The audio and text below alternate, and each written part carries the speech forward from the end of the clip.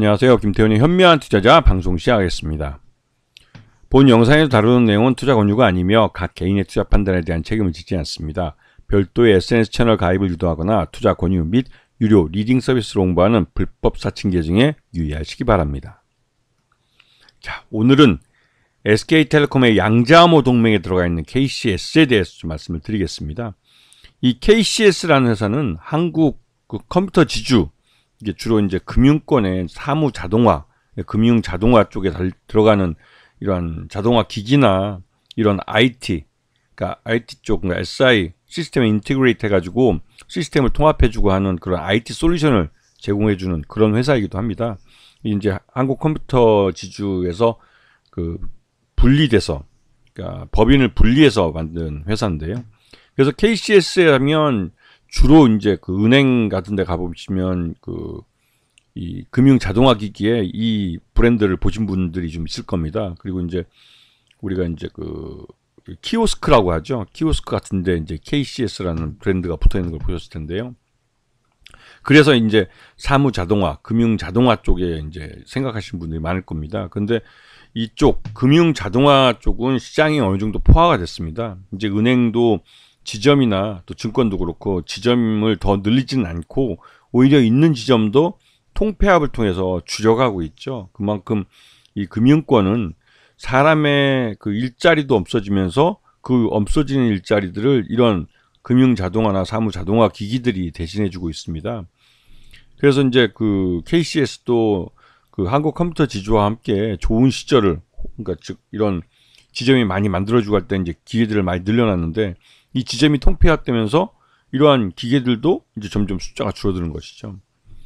물론 이 은행원들이나 증권맨들이 줄어드는 것만큼 이런 금융 자동화 기기가 그 일을 대체하는 부분도 있습니다. 하지만 이게 절대적인 양에서 이제 드러나지 않고 질적인 면에서만 더 성장하고 있기 때문에 KCS 입장에서는 이 시장이 줄어드는 그런 역효과가 나는 것이죠. 그래서 이 금융 자동화 쪽에 관련된 한국 컴퓨터 지주나 또 이런 업체들이 대부분 다 주가가 시원찮은 그런 모습들이었습니다. 근데 이제 KCS 같은 경우 최근 들어서 양자암호 쪽에 이제 기존에 갖고 있던 금융에 관련된 보안이 접목되어 있는 금융 기기들, 금융 자동화 기기들, 이런 기술을 갖고 있기 때문에 예전부터 이제 보안에 대한 개념이 있는 회사였습니다. 그런데 이 KCS가 통신회사인 SK텔레콤과 손을 잡고 양자암호 동맹에 같이 함께 한 것이죠. 양자암호 동맹이라는 것은, 이 양자암호는 앞으로 4차 산업혁명의 가장 핵심적인 자율주행 같은 경우도 이런 자율주행 기기, 자율주행 자동차가 될 수도 있고 자율주행 로봇이 될 수도 있고 하여튼 자율주행하는 모든 그런 사물들에 대해서 이게 이제 어떤 곳으로 어떻게 이동하고 하는 것에 따라서 사람들과의 부딪히는 문제도 있고 또 다양한 안에 또 이제 사람이 자율주행차 같은 경우 안에 사람이 타고 있기 때문에 이런 차를 해킹할 경우에는 말 그대로 이제 사람이 차에 타고 있을 때 이 차를 흉기로 이용해서 이제 암살을 할 수도 있고 하는 문제가 있기 때문에 이 양자 암호를 통해서 이 안전을, 이 자율주행차나 이제 자율주행하는 로봇의 안전을 담보하는 그러한 기술이기도 하죠. 그래서 이 4차 산업혁명 속에 꼭 필요한 기술입니다. 이게 그냥 자율주행 기계를 만든다고 해서, 자율주행 차를 만든다고 해서 거기서 끝나는 게 아니라 그 자율주행 차가 발생시킨 다양한 정보들을 이 관제센터나 이런 데 안전하게 전달을 해주고 거기서 또 안전하게 또 이제 명령을 수행하면서 이 자율주행 자동차나 로봇의 안전을 확보할 수가 있는 것이죠. 그래서 이제 이 양자암호가 그래도 이제 4차 산업혁명에서 굉장히 중요한 기술로 대두되고 있고, 실제로 이러한 기술은 단순히 기술로서 이제 R&D를 위한 것이 아니라 이제는 상업화의 수순까지 들어가고 있습니다. 이게 지금 3단계 자율주행 자동차가 우리 합법적으로 이제 허가를 받아서 지금 캘리포니아 같은 경우는 직접 차가 판매되고 있죠.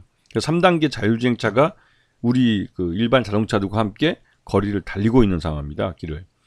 그런데 이제 여기서 이제 더 올라가서 이제 완전히 사람이 운전에 손을 떼는 4단계나 5단계로 올라갈 경우에는 그만큼 자동차 자체에 대한 안전에 대한 확신이 있어야 되는 거고, 또 외부에서 이런 자동차 자율주행차에 대한 외부에서 내 뜻에 반하는 그런 외부의 명령이나 이런 것들이 좀 제대로 잘 그러니까 처리, 브레이킹, 막는다고 그러죠. 그런 걸 브로킹하는 그런 기술이 있어야 되는데요. 그런 기술에 가장 안전하고 현재로서는 가장 진보된 기술이 양자암호 기술입니다. 그래서 SK텔레콤이 이 양자암호 기술에다가 많은 투자를 하고 관련된 기업들을 육성하면서 양자암호 이 동명체를 만드는 건, 이 양자암호 자체가 이런 자율주행이라는 4차 산업혁명의 핵심 기술들의 가장 코어 기술이 될 수 있기 때문이죠. 그래서 하여튼 여기에 SK텔레콤과 KCS가 양자암호 동맹에 함께 가입을 했고, 또 이 지난 2023년 MWC 모바일 월드 컨그레스, 여기서는 이제 이 SKT와 함께 차세대 양자암호 원칩을 이제 개발해서 한번 공개를 했습니다. 이제 이러한 칩으로 간다 해서 공개를 처음 한 것이죠.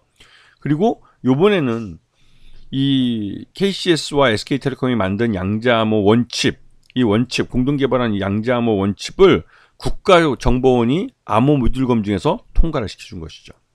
이 말뜻은 실제로 이 SK텔레콤과 KCS가 만든 양자암호 원칩이 공공기관이나 정부의 이런 암호가 관련된 그러니까 양자암호가 필요한 곳에 사용될 수 있는 그런 허가를 받은 거라 말할 수가 있습니다.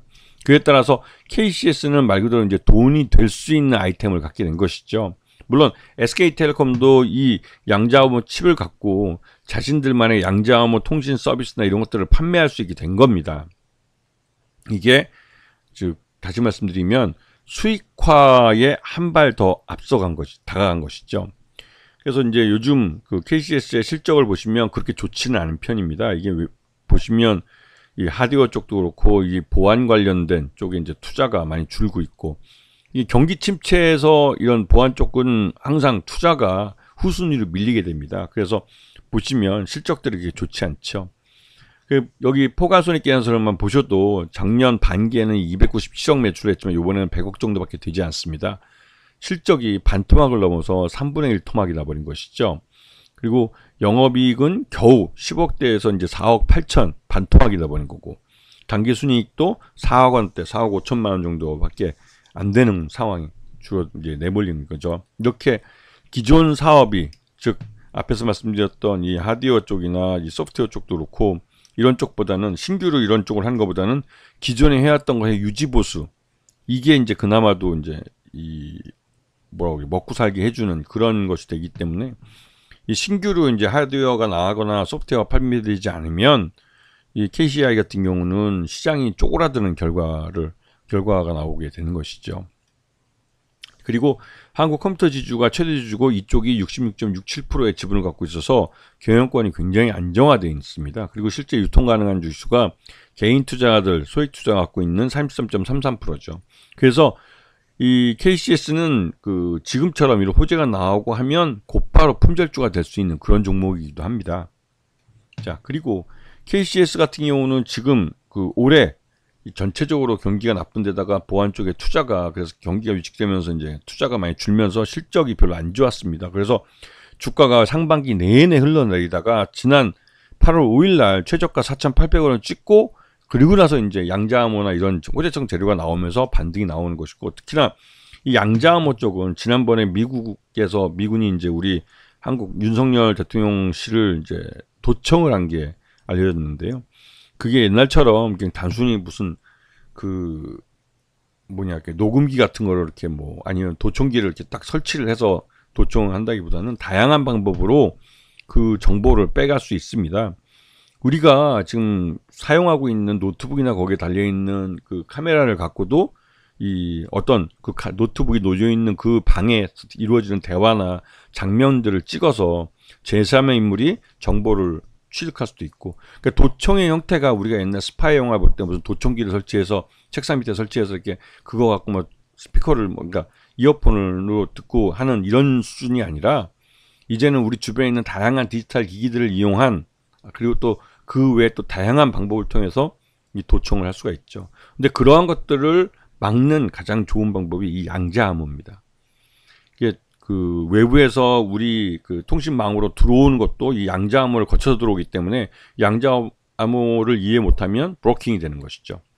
그렇기 때문에 이런 SK텔레콤이 그 확립한 양자암호 이 시스템 안에 솔루션 안에 들어와 있어야만 그 외부에서도 이 뭐랄까요, 이 정보를 취득해 갈 수 있는, 중간에서 인터랩트 도둑질해 갈 수 있는 것이죠. 근데 이 SK텔레콤이 만든 양자암호 시스템 이 안에서는 그게 불가능합니다. 왜냐하면 양자암호라는 게 굉장히 보안성이 뛰어난, 그리고 이제 국정원에서 승인해 줄 만큼 믿을 수 있는 가장 진보된 암호체이기 때문에 그렇고, 이 양자암호 동맹에 KCS가 들어갔다는 것은 SK텔레콤이 앞으로 만들어가는 이 양자암호 체계, 이 시스템 이 안에서 KCS는 수익을 낼 수 있는 기회를 가질 수 있다는 것이죠. 그래서 KCS는 올해보다는 내년에 실적이 점점 좋아질 가능성이 크고, 양자암호에 대한 투자가 이루어지면 이루어지는 대로 KCS의 실적도 함께 증가하는 구조를 갖고 있습니다. 그래서 그런 부분들을 잘 보셔야 하는 것이죠. 그 최근 들어서 미국이 우리나라 윤석열 대통령의 대통령실을 도청했다는 게 기정사실화되면서 이 도청을 막기 위한 보안 쪽에 투자가 더 이루어질 것으로 예상되고 있습니다. 아시겠죠? 자, 오늘 방송 여기서 마치겠습니다. 감사합니다.